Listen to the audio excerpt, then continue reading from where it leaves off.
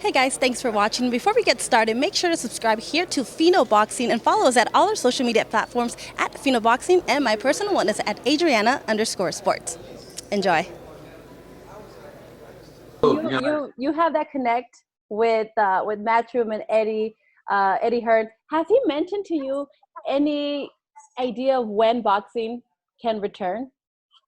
well, I mean, my friends that are in the boxing industry and, that run a lot of the programs and boxing events, they have told me that they expect it to come back in July or so.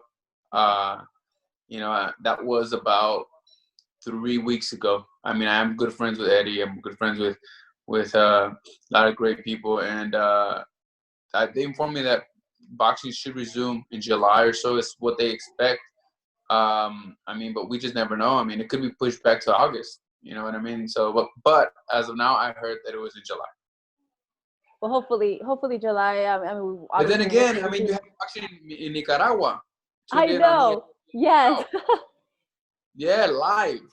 Right. I saw that with Yeah. everyone with their mask, obviously taking their temperature and seating apart. I mean, I don't know. I guess that's going to be the norm for a while, I guess.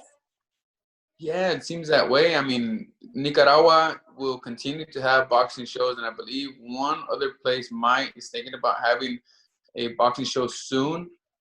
During this pandemic, they're just taking extra precautions. Um, I mean, I'm sure that the boxing fans are delighted and happy that it's being done.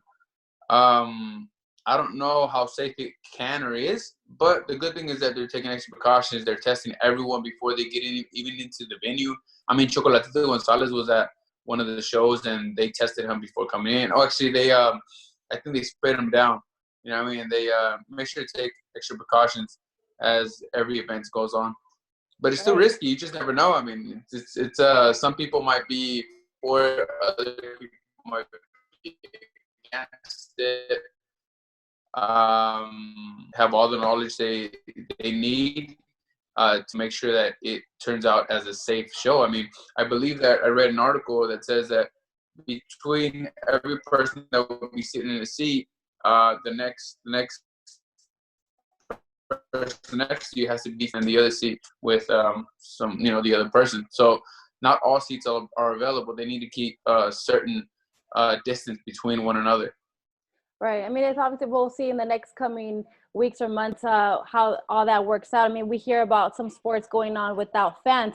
Now, I know that you have been in many big fights. Your last fight in particular with Mikey Garcia, it was I believe over 10,000 fans. You've had big fights with Pacquiao. You fought in Macau, which I was there. I was there. You fought in Macau. Thank you. Now, Thank you. I remember. I yeah, remember very well. yeah.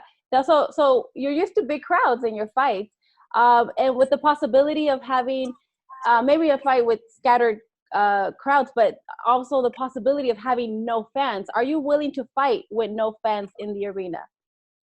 I am willing to fight with no fans in the arena, but I would prefer to wait it out and to fight when the audience could actually be there, because the people that will be in there cheering for you, going crazy, screaming, Jesse or for the opponent. I mean, it's just unrelatable, you know what I mean? I mean, no one else, you can't ever experience that unless you're there.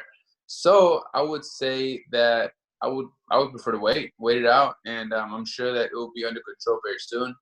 But then again, in a fight now, at least you would give the fans, your fans, good fights while they are in quarantine. They don't have nowhere to go, no place to go, not much to do. At least we can give them that. So in a way, it's not a bad idea, because you give your fans something positive, an hour of positivity. You give them 45 minutes of just a spectacular show. You give them entertainment. So if you look back, I never really thought about it until now you're asking me. I mean, you're actually giving the fans, joy to see you fight, to see you entertain them. So I guess I would have to think about it. I mean, regardless, I'm not coming back until September at least. That'll be the soonest. And if there's no fans and fans can't go to the actual fight, you know what I mean, the events, then I'd be willing to do it on television solely without the audience present. But then again, it would seem like a sparring match. You know what I mean? It would feel like you're just in there sparring your opponent, and then that's it. You know, I'm sure you understand how it is, because when you go to a boxing gym, they're having a sparring session. It's just silent. It's quiet. All you hear is one trainer saying, "Throw the left, throw the right, watch out," and then the other trainer saying, "Yes, keep going," right? And that's about it. No one else is chanting, no one else is screaming. So it would seem as a sparring session, it would be very different.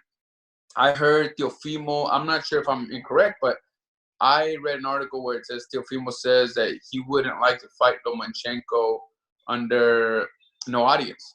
I understand what he's saying, because, I mean, from coming to becoming a prospect to a champion in one fight, and then you're coming into the biggest fight of your career that could possibly move you up to be a superstar.